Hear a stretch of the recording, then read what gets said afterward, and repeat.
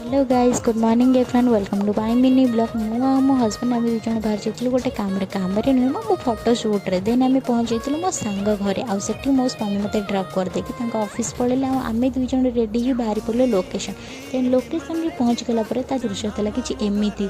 just cinematic scene यार आउ ये जगह पहुँचला मत लगे कि मो फोटो सुट में यहाँ बेटर प्लेस पाई ही न था देन सेठिकार एमती सीन सब देखला मत मन पड़गला कि स्लो मोशन भिडियो आ फोटोशूट्र पोज देन